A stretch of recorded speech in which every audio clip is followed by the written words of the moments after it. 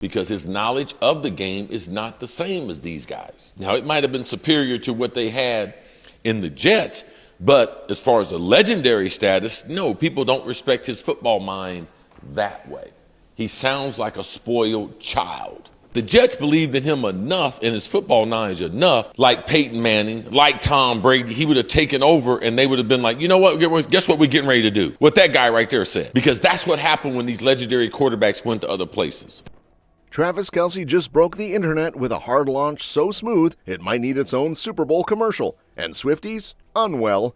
First up, he dropped a 13-photo Instagram carousel that basically screamed rom-com energy, featuring Taylor, karaoke, and a captain and first mate moment that sent fans into orbit. And then, Barbara Corcoran dove into the comments like she was investing in TayVis stock. Next, Cris Carter came out swinging with a hot take that blamed Taylor for Travis's football stats, because sure, why not? Meanwhile, Kylie Kelce is banning chaos from her kids' screen time. Bye, Blippi. The last category, no offense, but it's banned from my house. Okay? No, I'm not. You're not allowed in my house. Blippi's weird to me. Also, folklore just turned 5, and fans are spiraling. Oh, and a 14-year-old Taylor cover is suddenly outselling JoJo Siwa's thanks to some very auto-tuned drama. Travis just hard-launched his relationship with Taylor on Instagram, and honestly, the internet is collectively clutching its pearls and shrieking. The man dropped a 13-photo carousel like he was on some rom-com promotional tour and not just flexing his off-season love life. And yes, of course it was 13 photos, because when you're dating Taylor everything I touch turns to glitter Swift, even your photo dumps need to come with Easter eggs. So what did we get? Ice skating like they're in a Hallmark Christmas movie, boating with Papa Kelce, Mama Donna and Jason tagging along like it's some elite version of Family Feud, and a karaoke night that probably made every other celeb at the golf tournament feel like chopped liver. One shot has Travis grinning in a captain hat, while Taylor, with the subtlety of a foghorn, points at herself as first mate. Cue every Swiftie passing out. Another pic has her channeling her inner nerd queen in thick black glasses while Travis is doing the classic finger gun pose like he's auditioning for Charlie's Angels NFL edition. I mean, it's giving couple goals, it's giving summer rom-com, it's giving we're annoying and we know it.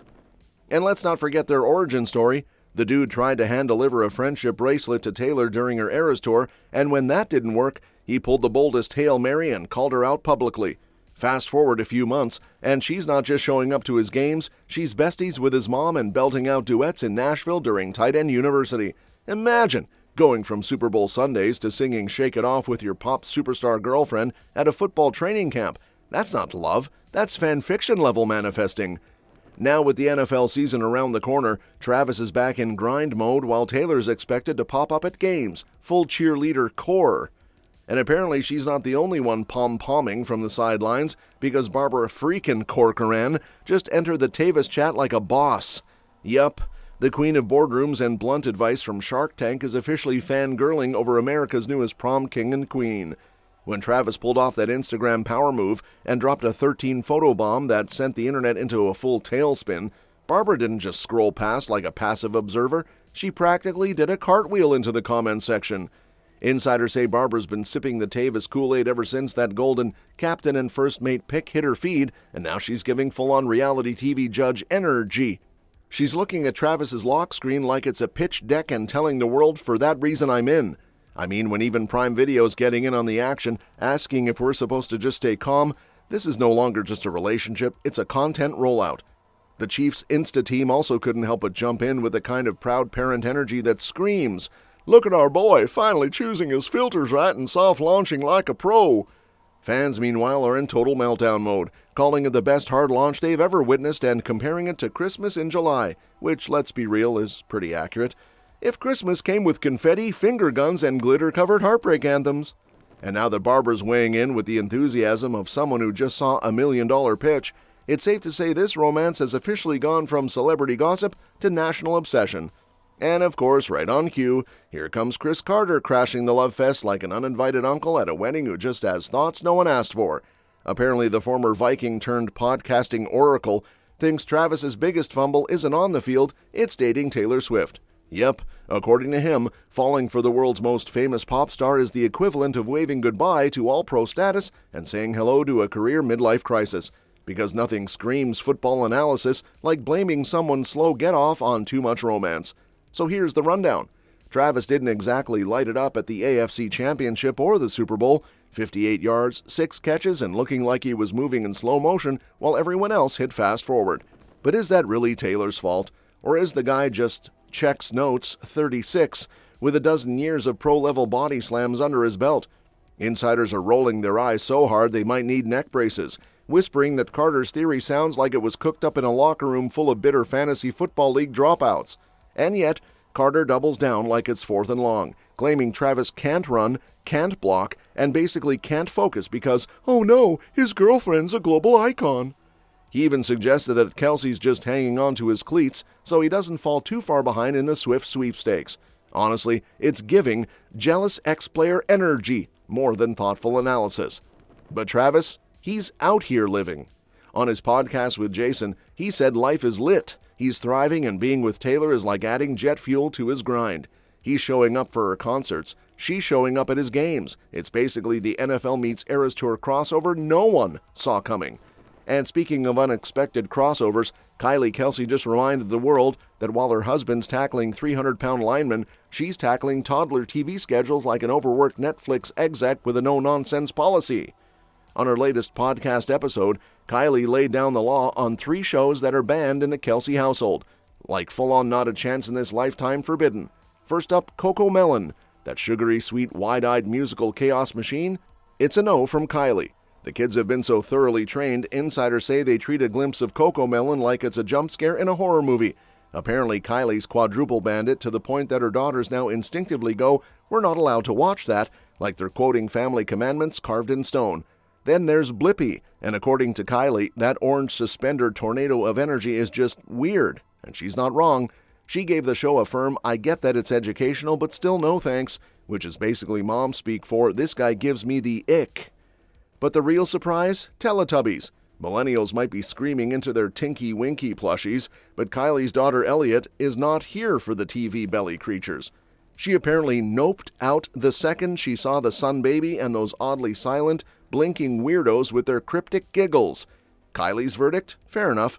If your kid thinks they're creepy, they're creepy. End of discussion. Thankfully, not all screens are cursed. Kylie's cool with a long list of classics and Gen Z faves. Zoboomafoo, SpongeBob, Bluey, Peppa Pig, and of course Miss Rachel. Basically a mix of wholesome nostalgia and toddler gold. Also, she's riding hard for Sesame Street and PBS like she's about to launch a telethon herself. The last category, no offense, but it's banned from my house. Okay? Number 1, Cocomelon. No. Aggressively no. It is not good. Sorry, Cocomelon. No, I'm not. You're not allowed in my house. Blippi. Blippi is weird to me. Teletubbies. This one is banned for a very specific reason. Ellie thinks it's creepy. They have TVs in their bellies. What? Meanwhile, on the other side of the Swiftie universe, the internet just realized folklore is officially 5 years old, and fans are acting like someone told them their childhood dog just got into college. Yup, the Cardigan Core album that helped half the world cry in bathtubs during lockdown just hit kindergarten age, and the online chaos is real.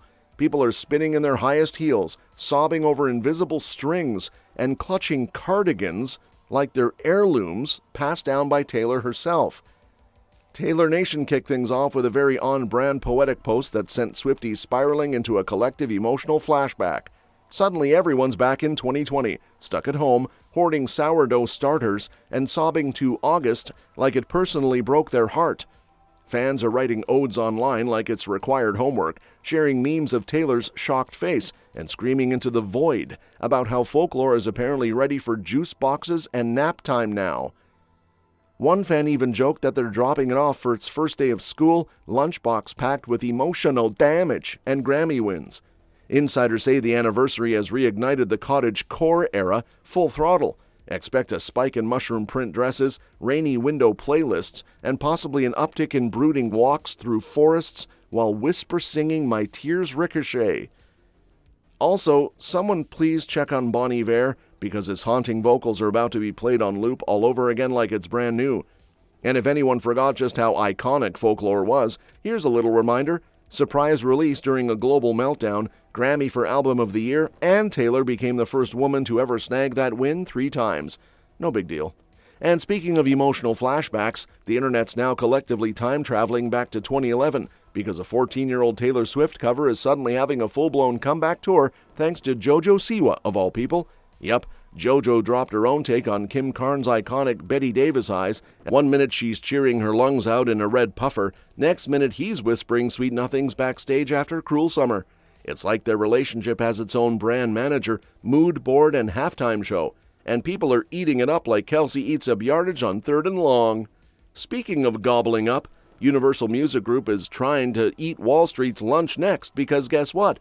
The label that practically owns your entire playlist, from Taylor to Drake to Harry with a side of Ariana, just quietly slid into the U.S. stock market DMs with a confidential filing. Yup, they're trying to bring their 50 billion euro vibes from Amsterdam to the land of Elon and ETFs. Now, don't let the word confidential fool you. It's basically corporate speak for we're doing something big but acting chill about it. Insiders say UMG is gearing up to sell shares in the U.S., and while they're keeping mum on the exact numbers, it's giving Billionaire Playground Expansion Pack. Bill Ackman, the hedge fund guy who probably dreams in stock tickers, has been pushing them to do this for months. He even posted about it like it was his Spotify Wrapped. Honestly, it tracks. UMG has enough A-listers to host the Met Gala in their boardroom. They've got Billie Eilish whispering sad poetry, Drake flexing emotional damage over lo-fi beats, Taylor Swift rewriting romantic history every album, and Harry Styles, well, just vibing in pearls. This label isn't a company. It's a pop culture weapon of mass distraction. But it's not all glitter and Grammy glitter bombs. These folks had a full-on throwdown with TikTok earlier this year, muting songs like Some Overzealous Hall Monitor until everyone calmed down and signed a peace treaty in May. The internet went through Swiftie withdrawal, and Gen Z basically had to start lip-syncing to elevator music. That's all for this video, folks. We'll see you next time.